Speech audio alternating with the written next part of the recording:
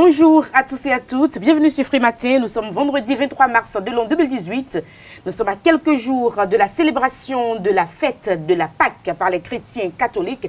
Les chrétiens catholiques qui sont d'ailleurs toujours en carême. Nous leur souhaitons donc bonne fin de carême sur Free Matin. À suivre dans un instant la une des journaux. Bonjour à vous. Bonjour à vous, chers amis internautes. À la une des parutions ce matin, nous avons comme entre autres sujets une rencontre entre le président Patrice Talon et Bruno Amoussou. Nous avons également la fronde sociale avec les levées de motions de grève des responsables des centrales et confédérations syndicales. Nous avons également les négociations entre les syndicats au niveau du ministère de l'Enseignement supérieur, la coopération entre le Bénin et le Burkina Faso, la promotion de la destination Bénin.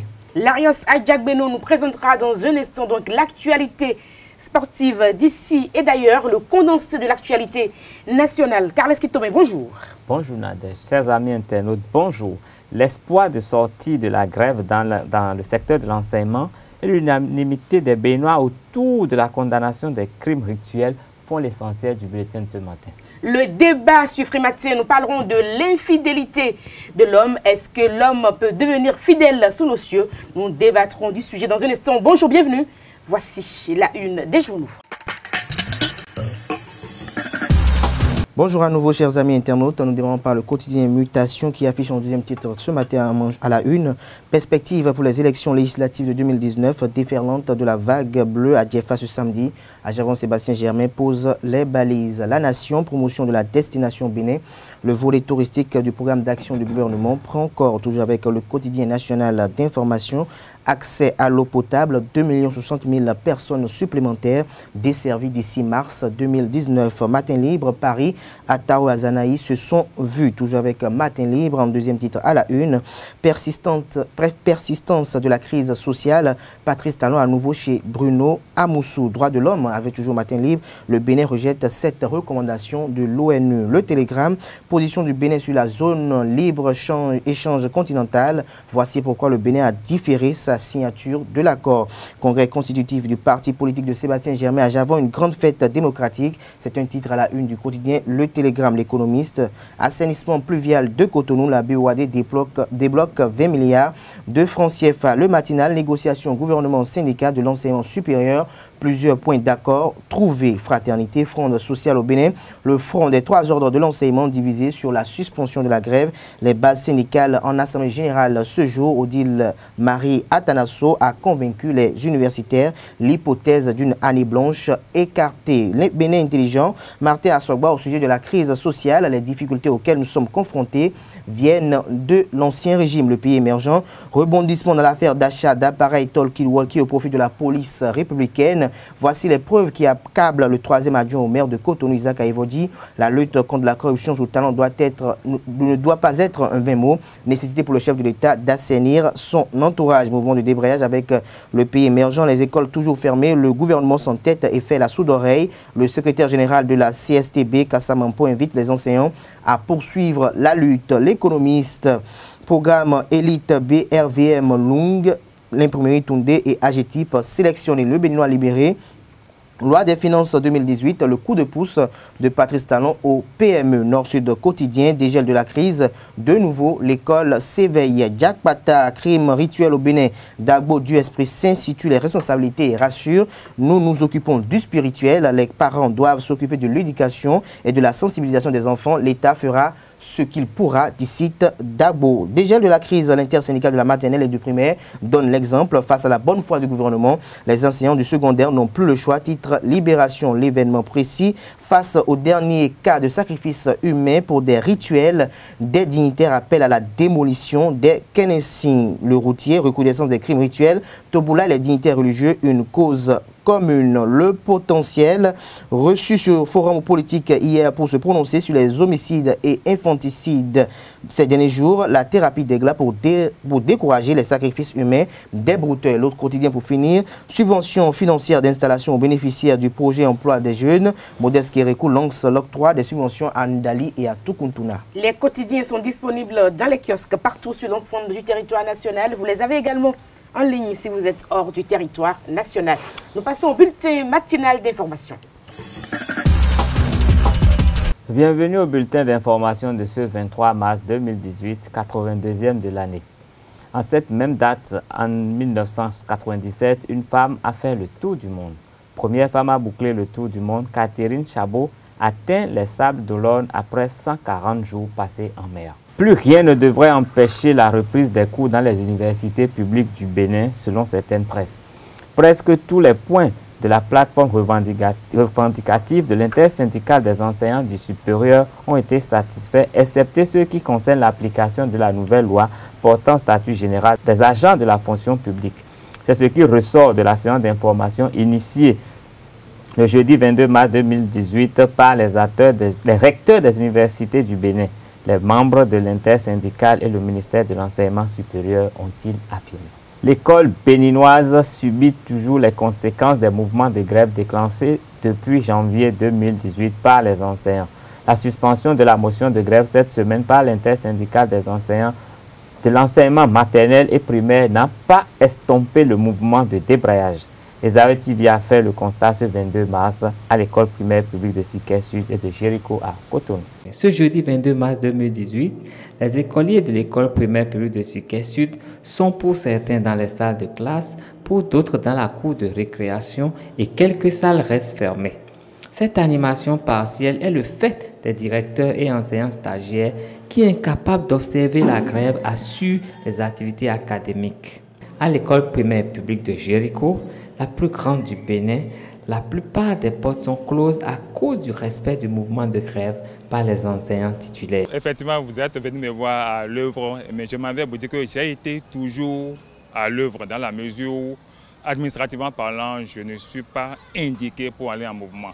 J'ai assuré le service minimum pendant toute la période du débrayage. L'intersyndicale de la maternelle et du primaire a effectivement suspendu son mouvement. C'est aussi un syndicat qui comporte au moins une dizaine, en son sein, une dizaine de syndicats de base. Notre souhait, c'est que progressivement, les centrales ou bien les syndicats arrivent à suspendre de façon momentanée le mouvement parce que nous évoluons vers une situation qui pourrait nous conduire pratiquement au désastre, à une année blanche. Parce que les mouvements ont commencé depuis mi-janvier. Nous sommes aujourd'hui le 22 mars, ça va déjà plus de 2 mois de mouvement. À cette allure, nous risquons d'aller vers l'année blanche, ce que nous ne souhaitons pas. La suspension de la motion de grève par l'intersyndicale des enseignants de la maternelle et du primaire n'a pas eu grand effet. Au Kenya, une femme maltraitée pendant son accouchement en 2013 dans un hôpital public a été indemnisée à hauteur de 25 000 $ par la justice. Joséphine Magani a raconté qu'elle avait été giflée et insultée par les sages-femmes. Cette dernière l'avait ensuite abandonnée et elle avait finalement accouché sur le sol. La scène avait été entièrement filmée par une autre patiente. Le juge du tribunal de Bungoma, dans l'ouest du Kenya, a déclaré que les autorités sanitaires ont violé les droits de Mme Mangani à travers la négligence et les abus subis lors de son accouchement en 2013. Ce verdict est rare au Kenya, un pays où les autorités se battent pour l'amélioration des conditions sanitaires. Aux États-Unis, pour finir, l'avocat qui dirige l'équipe de conseil de Donald Trump dans l'affaire des ingérences justes dans la présidentielle américaine, John Down, a annoncé sa démission ce jeudi 22 mars. L'avocat n'a pas précisé les raisons exactes de son départ, mais a toujours plaidé pour que le président américain coopère dans le cadre de l'enquête menée par le procureur Mueller, alors que le président milliardaire a au contraire durci le ton ces derniers temps. Ce sera tout pour ce bulletin d'information. Merci de rester fidèle à Elisabeth TV. Merci à vous, Carles Kitomé. Prenez le rendez-vous de la grande édition du journal sur Elisabeth TV à partir de 19 h. Nous passons au débat sur Free Matin. Le débat sur Free Matin, comme on l'annonçait, on parle de l'infidélité. Carles Kitomé, j'ai été sidéré par une scène hier nuit, une dame qui a vidé le domicile conjugal parce que son mari l'a trompé. C'est des choses qui arrivent. C'est pas la première fois que ça arrive à Cotonou. Mais c'est rare pourtant. Non, mais vous savez, chacun a sa manière d'apprécier les choses et de manifester son mécontentement. Sur le coup de la colère, la femme est capable de faire beaucoup de choses, quitte à revenir avec... Soupçon d'infidélité. Parce qu'il n'y a pas eu de flagrant délit. Non, mais aussi, vous savez, celui qui agit a forcément des idées derrière la tête. c'est sûr qu'il y avait déjà une pile d'événements qui étaient là et qu'elle aussi peut-être avait déjà posé des pas et ce soir-là, elle a quand même voulu en découdre. Elle a voulu montrer que c'est la femme. Kader Achiro, l'infidélité chez l'homme. Je dirais que cette femme a sûrement peut-être un plan B avant de quitter son mari parce que connaissant quand même les facultés qui sont celles de la femme ne fait rien sans rien. Donc elle ne peut pas quitter peut-être un homme sans peut-être avoir peut-être espoir ou espérance auprès d'un autre. À une femme qui quitte un homme parce qu'il y a infidélité, je pense qu'il n'y a pas d'information à prendre en compte les réalités de notre coutume et de nos faits coutumiers aujourd'hui actuellement. Je pense que l'infidélité, c'est une mode aujourd'hui. Les hommes sont de plus en plus infidèles, les femmes aussi, même si parfois... On ne parle pas de l'infidélité des femmes aujourd'hui, on parle des hommes. Aujourd'hui, le vendredi prochain, on parlera de l'infidélité des femmes. Quand on parle des hommes, on peut aussi peut-être faire un petit crochet au niveau des femmes. Donc je pense qu'à ce niveau, il n'y a pas d'information. Maintenant, un homme infidèle, je pense que, comme le dirait quelqu'un, c'est un homme normal. Un homme anormal, c'est lui qui va dire qu'il reste fidèle, en toute hypocrisie d'ailleurs, parce que quand on voit un peu les beautés du créateur, parce qu'il faut reconnaître que Dieu est un grand artiste, parce que Dieu arrive à dessiner des choses, parce que vous en avez une, vous l'épousez, vous dites c'est la meilleure, la magnifique, mais vous parcourez peut-être 100 mètres, vous voyez encore une autre qui vraiment, le dessin est à l'excellence, et vous voyez peut-être ce que vous n'admirez pas ailleurs, et peut-être là, les rondeurs sont autrement que ce qui est fait au niveau de votre épouse, donc vous êtes obligé d'admirer. Maintenant, est-ce que en admirant déjà, c'est-à-dire l'infidélité, ça c'est un autre cas. Maintenant, si vous êtes un homme qui aime quand même goûter aux saveurs de la vie, vous allez quand même essayer quand même de vous rapprocher de cette femme et de voir un peu ce qu'il y a là. Mais vous rapprochez de cette femme et voir ce qu'il y a là. Est-ce que ça, c'est de l'infidélité? Pour moi, ce n'est pas encore de l'infidélité. Ce sont des choses qui peuvent arriver tout le temps dans un couple. Et je dis, comme je le dis, aujourd'hui, avec ce qu'on assiste aujourd'hui, être infidèle peut arriver très facilement pour un homme comme pour une femme parce que les familiarités sont très monnaie courante aujourd'hui. Vous voyez des hommes mariés, des femmes mariées qui n'ont aucun répit, aucun scrupule de se retrouver à deux et d'échanger de ce qu'on ne doit pas s'échanger. Et on sait bien que c'est le contact qui crée l'amour et c'est le contact qui crée ce qui ne doit pas être créé. Donc je pense qu'aujourd'hui, dès aujourd'hui, depuis un certain temps, à dépend qu'on doit peut-être se fier à nos coutumes, je pense qu'on peut dire que l'infidélité n'est plus une information aujourd'hui à notre ère. Qu'un homme soit infidèle, si la femme tient à l'homme et tient véritablement à l'avenir de ses enfants, elle doit rester. Maintenant, si elle a peut-être un plan B ou bien si peut-être elle estime qu'il y a mieux ailleurs, c'est en ce moment qu'elle va ramasser ses clics et claques. Et comme le disait un artiste ivoirien, on dit les femmes sont comme les saints, quand elles laissent une branche, c'est qu'elle est déjà sûre qu'il y a déjà une autre branche sur laquelle elle se tient et elle pourrait peut-être s'appuyer pour avoir support. Donc, pour clore mon intervention, je dirais que l'infidélité n'est pas une bonne chose quand même, après toute chose, mais c'est une chose indispensable à l'existence d'un homme normal. On peut essayer de comprendre, mais ce n'est pas forcément indispensable. Il y a des hommes qui sont effectivement peut-être fidèles, on va leur rendre hommage, qui ne sont peut-être pas nombreux. C'est pour ça qu'on n'en parle pas. Vous voyez, je me regarde Carles Kitoumé, par exemple, il doit être un homme fidèle. Donc il y en a qui sont encore fidèles, n'est-ce pas, Carles Kitoumé? Il faut les féliciter. C'est vrai que ce n'est pas facile, il y a beaucoup de choses. Et ce qu'on a compris maintenant au Bénin, c'est la prolifération des groupes WhatsApp qui crée encore des problèmes d'infidélité dans les couples. Parce qu'en fait, rapidement, le monsieur te voit sur ta photo de profil, il t'envoie un message dans ton inbox, et puis il crée la discussion, il t'envoie un mobile money de 50 000 francs, alors que ton mari ne t'a pas donné 10 000 francs depuis peut-être 5 ans, et donc tu commences à réfléchir. C'est la femme qui raisonne comme ça, n'est-ce pas, Carles? Oui, mais tout à fait, c'est les réalités du moment, et vous savez, nous essayons de copier un peu ce qui se fait ailleurs. Ailleurs, il y a les groupes qui se créent, des gens qui n'ont pas une vie familiale réelle, des gens qui vivent seuls. Donc, ils ont des contacts pour essayer quand même de régler leurs problèmes sentimentaux. Et puis, c'est des choses qu'on a vues ailleurs, qu'on a essayé de colporter chez nous. Aujourd'hui, avec les réseaux sociaux, ça se développe. Même des femmes au foyer arrivent à poster des photos, en fait, disons, indécentes en grec, mais des photos qui forcément attirent les regards. Parce qu'on n'est pas obligé de déshabiller la femme avant d'imaginer la suite des choses. Mais maintenant qu'elle est déshabillée, ça veut dire que c'est une proposition, je ne dirais pas indécente, mais c'est une proposition toute faite. Et ça crée forcément des choses que nous devons essayer de limiter. Mais je dois avouer que je suis séduit par le dessin que fait Kader de la situation. Je n'ai pas eu les mots pour l'exprimer, mais je crois que c'est quelqu'un qui doit avoir une expérience ou du mec qui a sûrement bien observé le phénomène et quand il en parle vraiment... Ou qui a bien pratiqué le phénomène. Bon, en tout cas, de toute façon, soit il a suffisamment observé, soit il a été un acteur actif et ce qui lui a permis de le décrire d'une façon... En tout cas, je suis séduit et du coup, j'ai du mal à placer de vrais mots dans ce débat. Mais de toute façon, je crois qu'il faut que nous revenions à nos valeurs. Et quand on parle d'infidélité, l'adultère, c'est déjà dans le regard. Déjà, la façon dont vous regardez une femme, la façon dont vous regardez, déjà, ce que vous échangez comme propos, c'est déjà là. Et quand vous commencez à imaginer ce qu'il y a sous sa robe, ou quand vous commencez à fantasmer sur certaines choses, vous y êtes déjà. Parce que de la pensée à l'acte, le fossé n'est pas grand. Et donc voilà un peu, c'est à nous de recouvrer des valeurs spirituelles pour nous donner plus d'énergie et savoir nous contenir dans les situations. Kader Achirou, dans les anciens temps, nos parents, qu'est-ce qu'ils faisaient? Ils pouvaient épouser jusqu'à 7 femmes, ce n'était pas interdit. Mais l'infidélité n'était pas compréhensible, même pour nos parents, parce que qu'est-ce qu'ils faisaient lorsqu'ils connaissaient déjà la nudité d'une femme, ils l'épousaient simplement. C'était ce qu'on appelle la responsabilité. Mais ici, on prend la nudité de la femme, on va jusqu'à l'ancienneté et on l'abandonne, c'est dans l'infidélité, ça devient alors un enfant hors ménage et ça crée beaucoup de problèmes. Oui, je pense que ce problème d'infidélité nous amène à aller vers beaucoup de sens d'intérêt. C'est-à-dire, qu'est-ce que c'est que l'amour? Qu'est-ce que c'est que le mariage?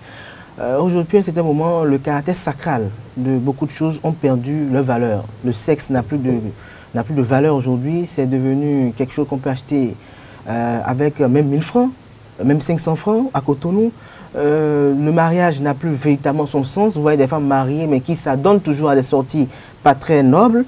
Je pense que le problème se pose à ce niveau. Dans le passé, comme vous l'avez évoqué, nos parents, quand ils voulaient se marier, c'était un long processus. Vous allez apprendre que c'est un monsieur que je connais depuis le CE1. Et vous allez voir que des parents, des mémés peuvent même sortir des lettres d'amour qu'ils ont eu à se rédiger, ce qui, au-delà de tout, forgeait d'abord l'intelligentsia, mais au-delà de tout, amenait quand même à une certaine solidité entre les deux et à une certaine complicité entre les deux. Mais aujourd'hui, les relations amoureuses d'aujourd'hui, les mariages d'aujourd'hui sont des mariages de 2 mois. Des mariages d'1 mois. C'est-à-dire, on rencontre un monsieur parce qu'il a été capable de nous amener au meilleur bistrot, parce qu'il a été capable de peut-être dépenser 100 000 francs en une soirée. On estime qu'on a rencontré l'amour de sa vie. Et dans ce cas de figure, quand on y va et qu'on est emprisonné par les moyens financiers et qu'à la finalité, l'homme peut-être n'arrive pas à bien se défendre dans les 4 coins du mur, on estime qu'il faut peut-être prendre un pneu secours, comme elle le dit souvent dans le terme.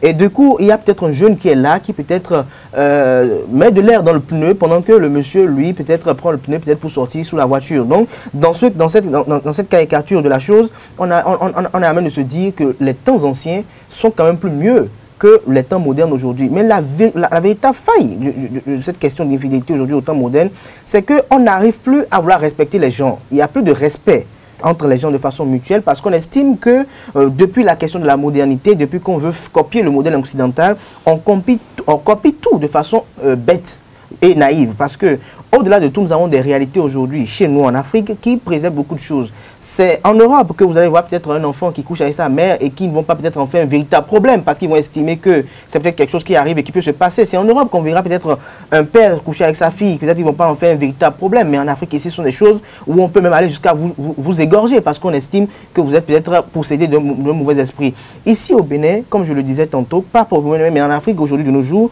on peut rencontrer une fille le matin et coucher avec elle le matin.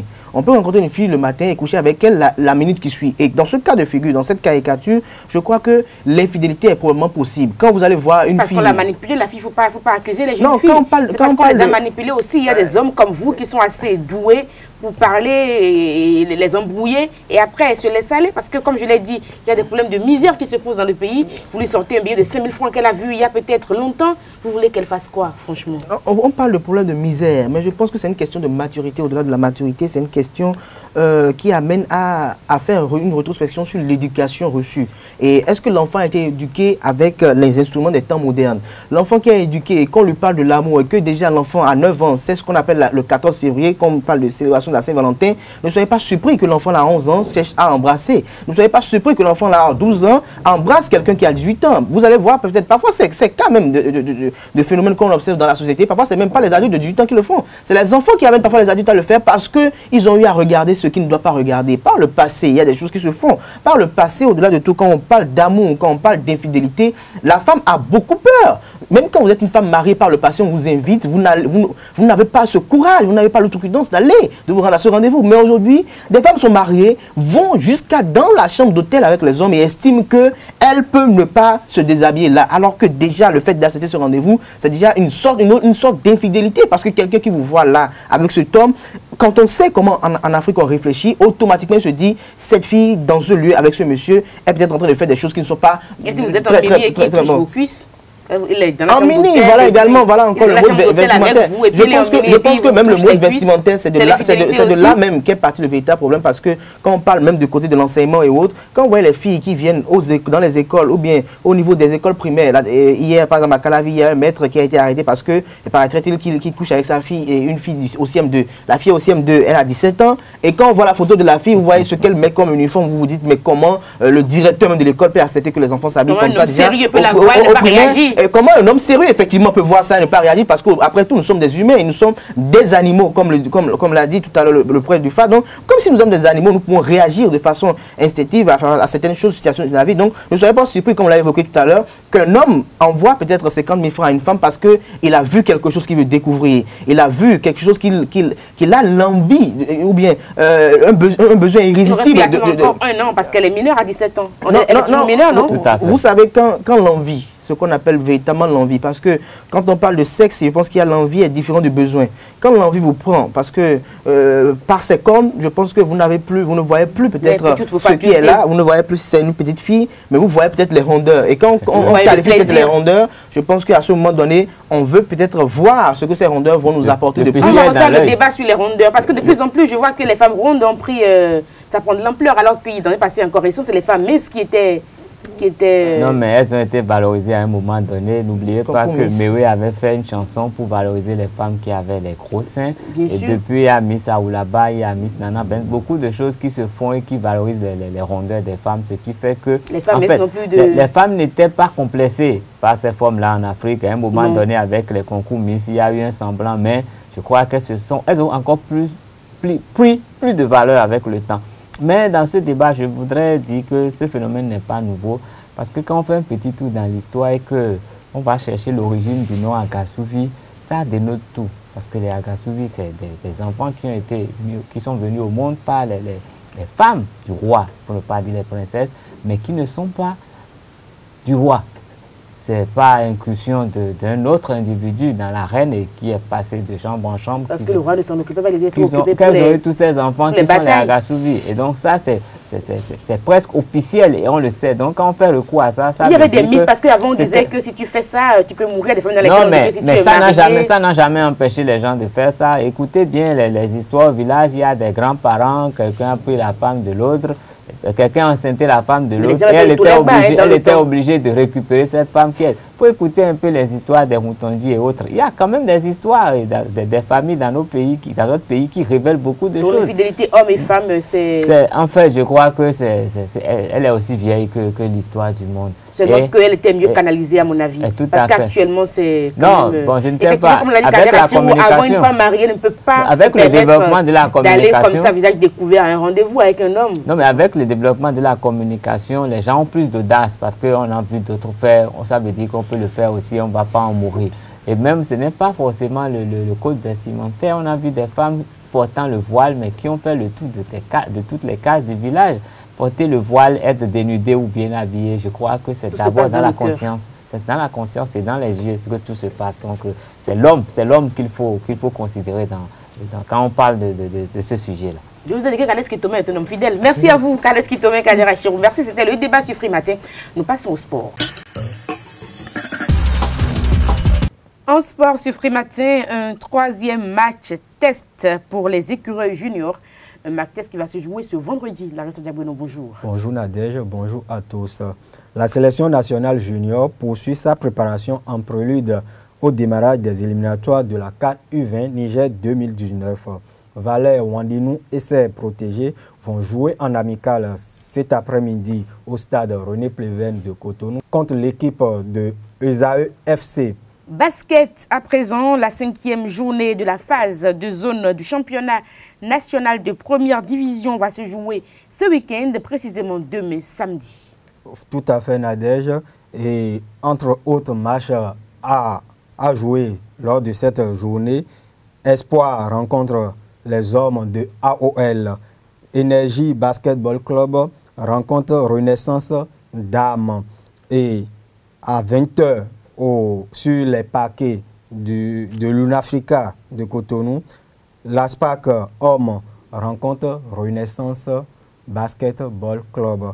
Lors de la dernière journée jouée le week-end dernier, ASPAC a dominé Espoir Basketball Club 75 à 51. Nous revenons sur les impressions à l'issue de cette rencontre. Dans un premier temps, écoutons le capitaine Brice Hounou de ASPAC Basketball Club. Pas du tout. Il ne faut pas regarder sur le Makoua et dire que la victoire a été facile. Ça n'a pas du tout été facile. Vous savez, ils ont une très bonne équipe. Ils ont des gars, des anciens, certains ont été joueurs de ASPAC et d'autres ont été joueurs d'autres grandes équipes et tout. C'est un rassemblement de joueurs d'expérience. Donc voilà, ils ont joué ce qu'ils pouvaient. Seulement qu'ils sont... Seule la qualité technique ne suffit pas. Il faut un peu de cohésion physique aussi pour accompagner la qualité technique, ce qu'ils n'en ont pas vraiment. Et c'est ça qui les met en difficulté à un moment donné du match. Sinon, ils ont une très bonne équipe, ils ont de très bons joueurs en qualité technique et en adresse et tout. Ils sont bons. La plupart des matchs au basketball se jouent au 3e quart-temps. Donc ils sont revenus avec de nouvelles ambitions et tout pour faire le meilleur quart-temps au 3e. Mais heureusement que nous on a su répondre et tout, on a su répondre à leurs attaques et on les a attaqués et tout. Donc voilà, c'est ça qui a fait que le score n'a pas évolué comme en premier mi-temps en fait. Les difficultés, on les reconnaît, elles sont dues à l'infrastructure parce qu'ils ont changé le matériel, ils ont changé le cesto, ils ont tout changé. On a l'habitude de jouer au rôle. Mais compte tenu de l'occupation du rôle pour ce week-end pour je ne sais quoi, on nous envoie ici. Donc c'est 2 terrains différents. C'est 2 terrains différents. Donc on n'est plus habitué à faire les matchs ici. On est habitué à faire les matchs au rôle, mais apparemment le rôle est occupé. Donc on n'y peut rien. On est obligé de venir jouer. Donc ça a posé beaucoup de problèmes, les installations. À présent, suivons les analyses de fin de match de Koshipa Olodo, entraîneur de l'Espoir Basketball Club. Oui, défaite logique parce que l'équipe d'ASPAC était mieux préparée que la nôtre. Ils ont beaucoup de séances d'entraînement dans les jambes comparativement à nous, qui ne sommes pas au même niveau de préparation et donc de conditions physiques. Donc on a pu tenir le premier quart-temps, mais à partir du deuxième quart-temps, les poulains ont accusé la fatigue et vous savez, quand on est fatigué, ça dérègle tout. Ça dérègle le shoot, ça dérègle les passes. Mais après, on a essayé de colmater les brèches et de tenir un peu pour finir le match, pour éviter le ridicule. Avec le repos de la mi-temps, il y a eu un peu de fraîcheur physique que les joueurs ont retrouvé et ça a permis, avec les consignes placées, de venir à bout de l'équipe au cours de ce 3e quart-temps, histoire de montrer que c'est quand même la première division et que nous ne déméritons pas. Ce qui s'est passé, c'est que dans le match, les miens ont été un peu tendres au départ. Ils ont été un peu tendres, ils ont été respectueux de l'adversaire, alors que l'adversaire était vraiment rigueux et allait au contact, mettait le physique qu'il fallait. Et les consignes ont été de dire, mais non, vu que l'arbitrage laissait passer certains contacts, il fallait aussi y opposer des contacts pour montrer que il y a du répondant et que nous aussi, on n'est pas des enfants de cœur pour venir jouer. Et donc, sous ces consignes, on a demandé qu'ils soient plus vigilants et plus intransigeants sur les passes, surtout les passes à l'intérieur de la raquette. Parce que lorsque la balle rentre dans la raquette et elle ressort, les shoots pris par les extérieurs sont souvent plus faciles. Donc nous avons motivé, nous avons montré aux joueurs que si on ne change pas de comportement, ça va être vraiment ridicule pour nous. Et bon, on rend grâce, ils ont pu capter ce qu'ils pouvaient capter. Et pour boucler cette page sport, Les membres de l'association Réseau des journalistes de sport au Bénin seront en assemblée générale ordinaire demain dans les locaux de l'École supérieure d'administration, d'économie, de journalisme et des métiers de l'audiovisuel demain à partir de 9h. Merci à vous, Lagos Adjagbenon. C'était les sports sur Free Matin. Très bon week-end sportif à vous. Merci et excellent week-end également à nos chers amis internautes. Nous allons suivre donc l'actualité sportive de très près pour faire le point aux internautes le lundi prochain. Merci à tous. Excellent week-end à vous en compagnie de nos programmes.